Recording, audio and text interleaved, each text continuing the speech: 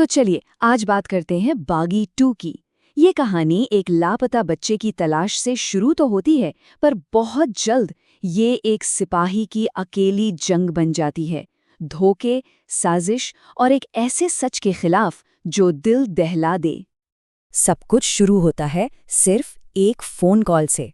एक घबराई हुई टूटी सी आवाज जो बस मदद मांग रही है। और बस इसी एक पल में ना इस कहानी का इमोशनल लेवल बिल्कुल टॉप पर पहुंच जाता है। सीन है गोवा का। नेहा नाम की एक औरत, एक माँ, अपनी आंखों के सामने अपनी बेटी रिया को किडनैप होते हुए देखती है।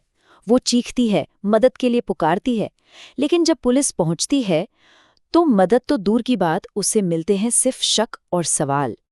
और बस यहीं पर एंट्री होती है हमारे हीरो रॉनी की।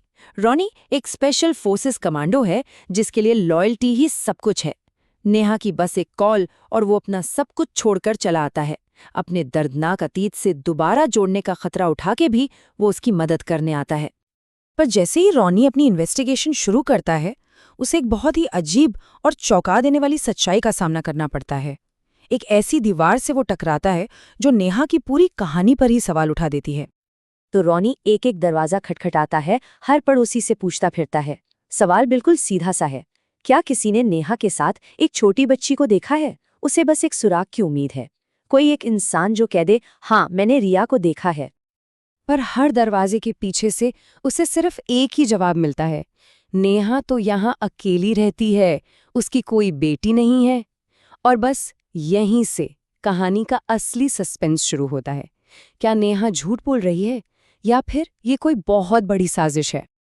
और जब रॉनी ये बात नेहा को बताता है तो वो पूरी तरह से टूट जाती है। उसकी आंखों में एक ऐसी बेबसी और सच्चाई की आग दिखती है कि रॉनी एक मुश्किल मोड़ पर आ खड़ा होता है।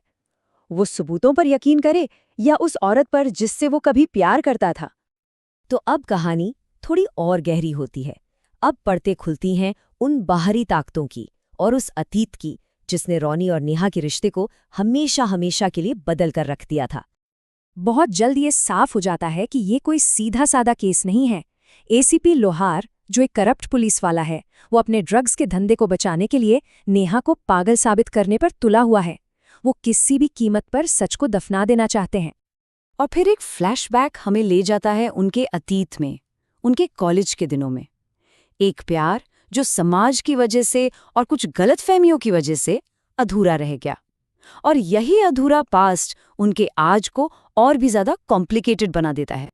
और फिर आता है वो एक्शन जिसके लिए ये फिल्म जानी जाती है। रॉनी रिया को ढूंढने की एक आखिरी हताश कोशिश में अकेले ही पूरे ड्रग माफिया से भिड़ जाता है। इतनी तबाही, इतने धमाकों के बाद भी उस बच्ची का कोई नामो निशान नहीं मिलता।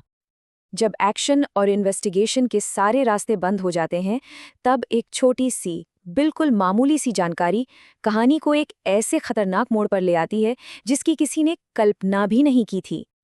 और फिर आता है कहानी का सबसे बड़ा, सबसे शॉकिंग ट्विस्ट।